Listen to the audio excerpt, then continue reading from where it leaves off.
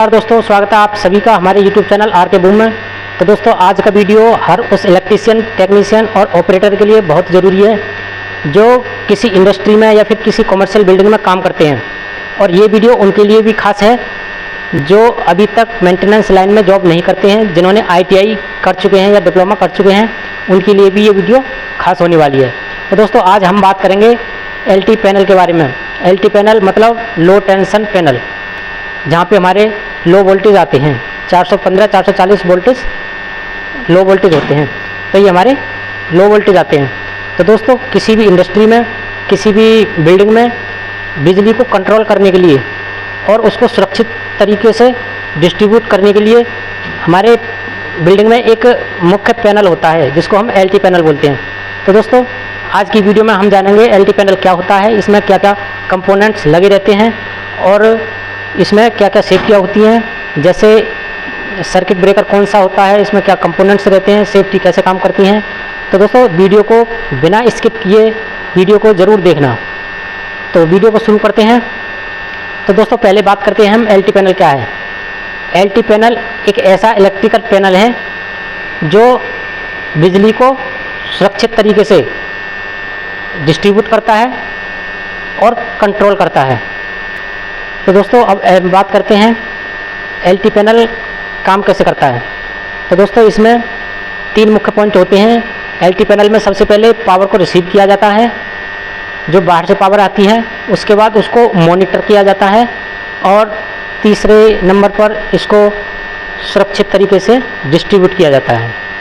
तो दोस्तों चलिए अब हम आपको दिखाते हैं LT पैनल किस तरह का होता है, ठीक है। तो दोस्तों ये है हमारे पैनल, ठीक है।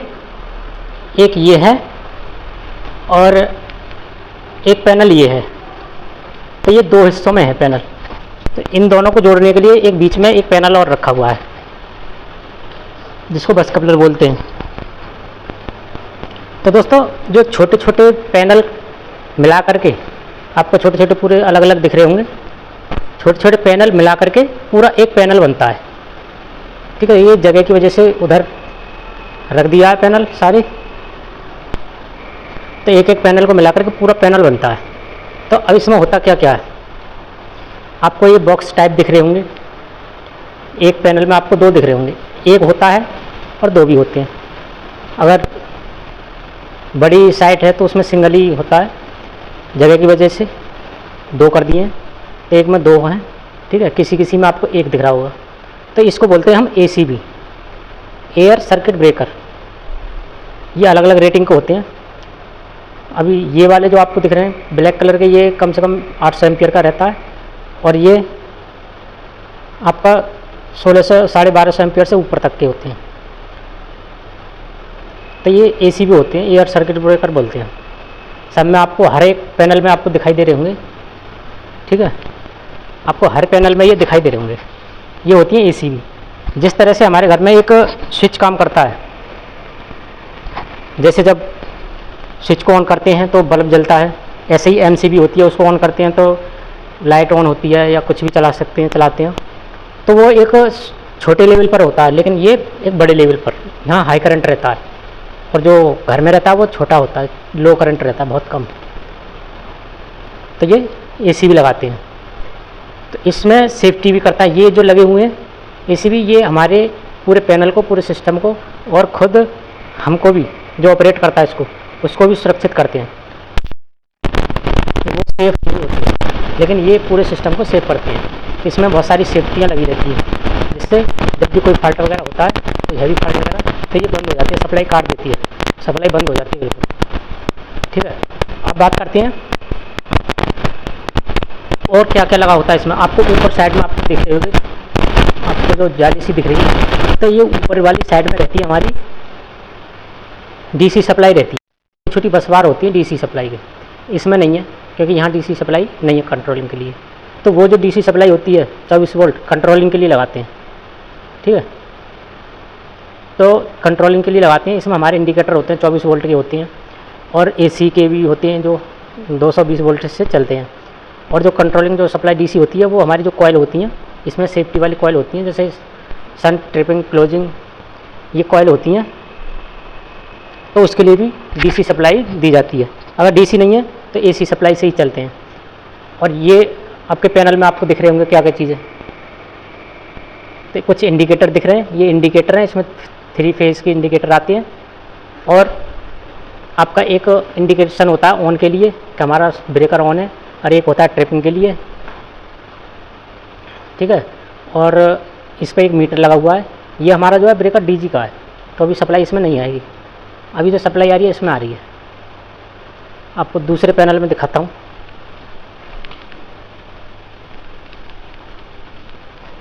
ये वाला, ठीक है।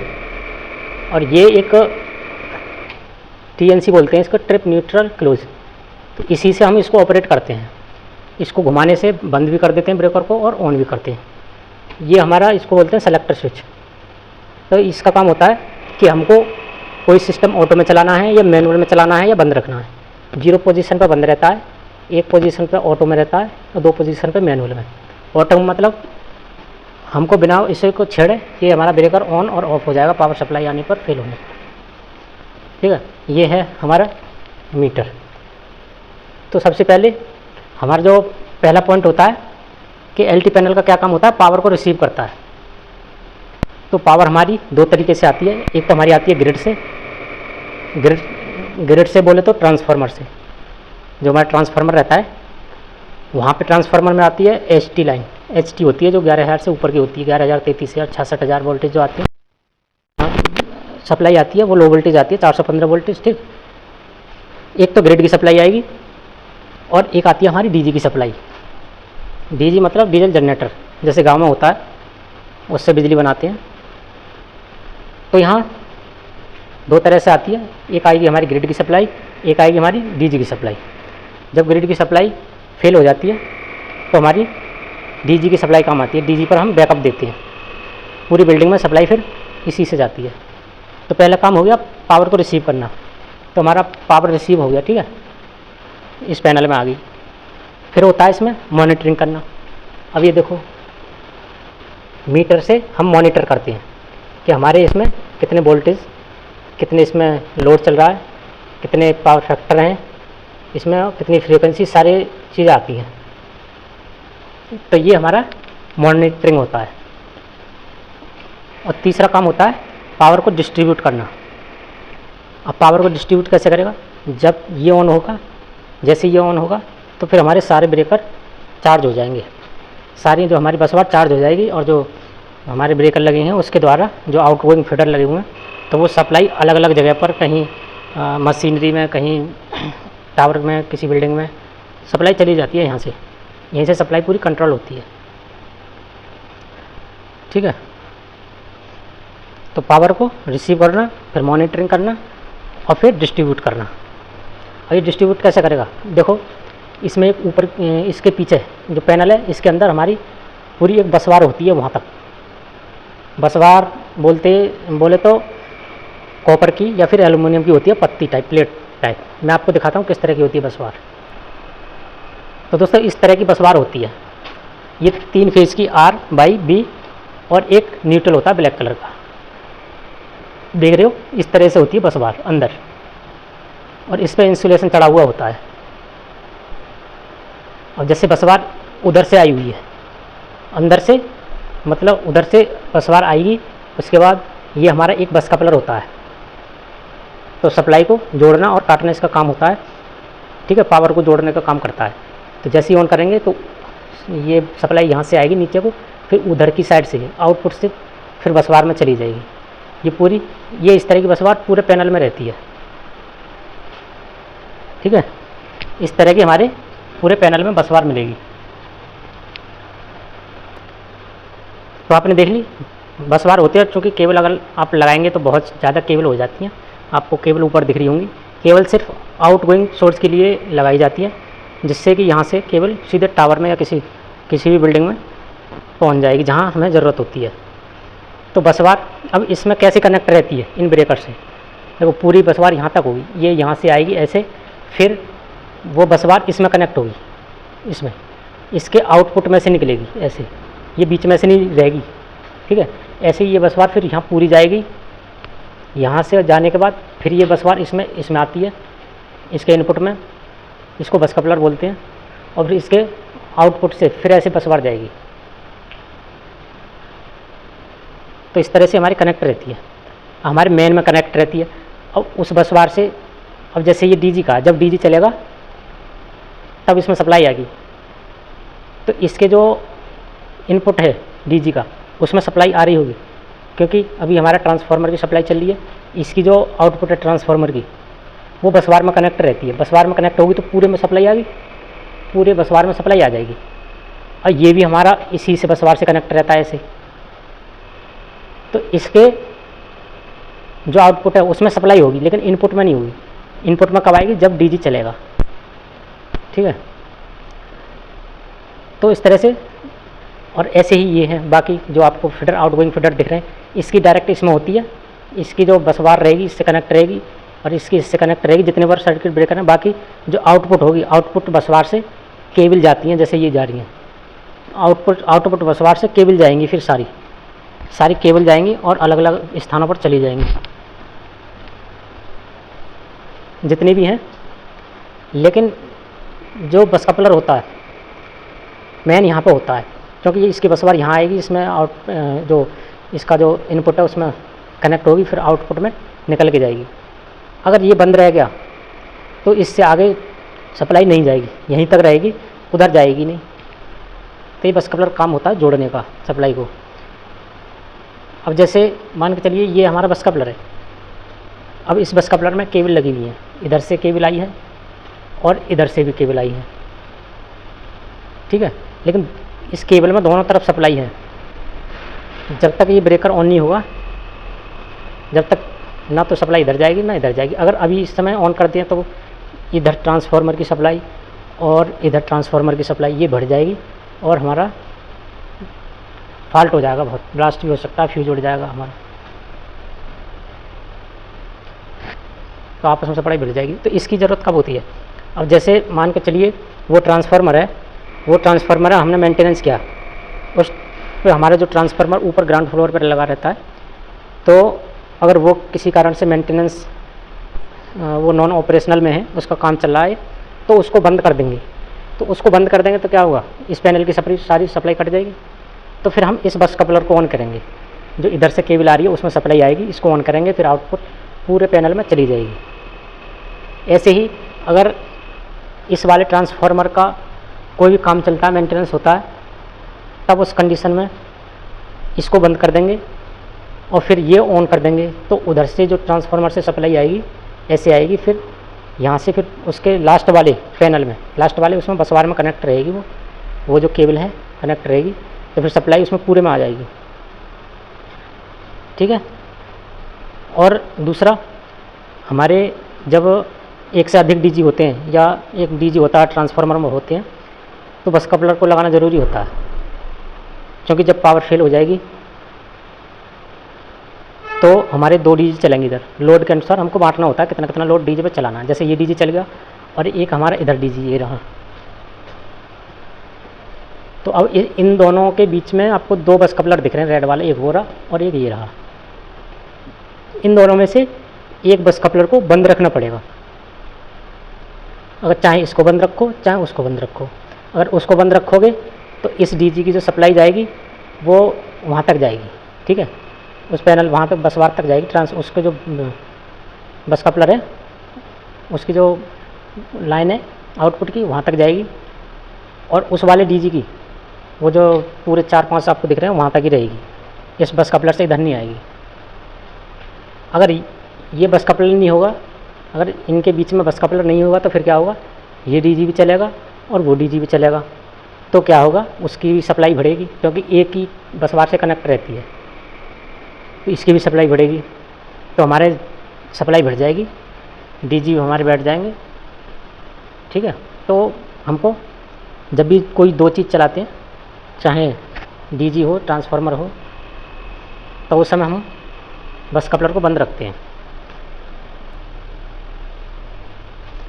तो अब आपको हम दिखाते हैं कि एसीबी में हम जो बात कर रहे थे सेफ्टी के बारे में, तो अब बात करेंगे सेफ्टी के बारे में। अब सेफ्टी देखो, इसमें एक ये लगी हुई है, इसको बोलते हैं रिलीज़।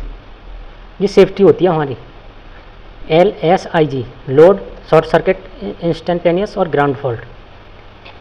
तो जब भी हमारा ब्रेकर है, जैसे 3200 एम्पियर का ब्रेकर है और जितने पर हमने सेट कर रखा है उससे ज़्यादा अगर लोड जाएगा तो ये ब्रेकर ट्रिप हो जाएगा। टाइमिंग लगी रहती है, टाइम सेट होता है कि ये कितनी सेकंड में ट्रिप होगा। जैसे लोड है, अब इसको सेट कर रखा 12 सेकंड पर, मतलब लोड से ज़्यादा, अगर रेट से ज़्यादा अगर एम्पियर आएगा, लोड आएगा तो 12 सेकंड तक ये इंतज़ार करेगा। 12 सेकंड बाद तुरंत ये ट्रिप हो जाएगा। ये शॉर्ट सर्किट कंडीशन है।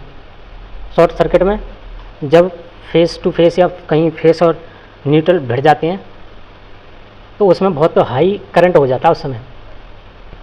तो ये सेफ्टी हमारी काम करती है। फिर तो ये रिलीज़ जैसे ही इसको पता चलती है शॉर्ट सर्किट होता है, तो ये फिर हमारी जो ट्रिप यूनिट वो होती है, कॉइल, ट्रिपिंग कॉइल होती है, उसको कमांड देती है। जैसे इससे करते हैं तो ब्रेकर को ट्रिप करा देती है। इंस्टेंटेनियस ये होता है, इंस्टेंट मतलब इसमें कोई भी टाइम डिले नहीं होता है। जैसे ही हैवी फॉल्ट हुआ तो ये तुरंत मिली सेकेंड में ब्रेकर को बंद करेगा, सप्लाई को काट देगा, जिससे ज़्यादा बड़ा फॉल्ट ना हो, हमारा सिस्टम पूरा बच जाए। ऐसे ही ग्राउंड फॉल्ट का है, ठीक है। ग्राउंड फॉल्ट जब भी हमारा फेस अगर लीकेज होता है, चाहे बॉडी से चाहे किसी से भी किसी कारण से, तो ग्राउंड फॉल्ट से भी हमारा ये ब्रेकर ट्रिप हो जाएगा। तो उस जब भी ट्रिप होगा या कोई फॉल्ट होगा उसके बाद हमको चेक करना होता है कि फॉल्ट हुआ कहाँ है, उसको सही करके जब ऑन करना होता है। तो ये हमारी सेफ्टी होती है। और बाकी एक सेफ्टी इसमें आपको यूवी मिलेगी, अंडर वोल्टेज। तो अंडर वोल्टेज यूवी कॉइल होती है, उसका काम होता है कि जो लो वोल्टेज आ जाती है अचानक से, जैसे कहीं लो वोल्टेज हो गए तो हमारे ब्रेकर को ऑन नहीं करने देगा। अगर लो वोल्टेज अचानक से आ गए तो ट्रिप करा देगा ब्रेकर को। और जब पावर फेल होती है तो तुरंत ब्रेकर को ट्रिप करा देता है यूवी कॉइल, क्योंकि यूवी कॉइल 24 आवर ऑपरेट रहती है। यूवी कॉइल जो होती है उसमें हमेशा सप्लाई रहती है। टीएनसी और क्लोजिंग कॉइल और आपकी ट्रिपिंग कॉइल उसको ऑपरेट करेंगे तभी जाके वो कॉइल सप्लाई मिलती है उसको। लेकिन यूवी कॉइल को 24 घंटे सप्लाई मिलती है। जैसे ही उसकी जो कॉइल होती है सप्लाई जाती है तो वो तुरंत ब्रेकर को काट देती है। तो ये इसकी सेफ्टियाँ होती हैं। तो एयर सर्किट ब्रेकर, तो एसीबी हो गया इसका। अच्छा, एसीबी का मैं आपको बताता हूँ क्या काम होता है। एसीबी का काम होता है, जो जैसे आप पंखे में घर में पैनल लगाते, उसमें लगाते हैं जो कैपेसिटर होता है छोटा, तो उसी तरह से ये बड़े रूप में होता है। इसमें बड़े बड़े बैंक होते हैं, तो इसको लगाते हैं जो पावर फैक्टर मेंटेन करने के लिए। क्योंकि जब हमारे जो पावर फैक्टर होते हैं वो 3 तरह के होते हैं, लैगिंग, लीडिंग और यूनिटी। और जो हमारे लोड होते हैं जैसे इंडक्टिव लोड, जब इंडक्टिव लोड ज़्यादा चलता है तो जब पावर फैक्टर की ज़रूरत होती है। एक होता है रजिस्टिव लोड और एक कैपेसिटिव। रजिस्टिव में आपकी जो जितनी वजह से लाइट वगैरह होती हैं, जो भी गर्म होने वाली चीज़ें, वो रजिस्टिव में आती है। कैपेसिटिव में जो भी आपका कैपेसिटर वगैरह लगी रहती हैं, वो सारी चीज़ें होती हैं। तो इस तरह से हमारा एलटी पैनल होता है। तो दोस्तों वीडियो करते हैं ख़त्म। वीडियो पसंद आई हो तो लाइक करो और चैनल को सब्सक्राइब करो। मिलते हैं फिर नेक्स्ट वीडियो में, तब तक के लिए धन्यवाद।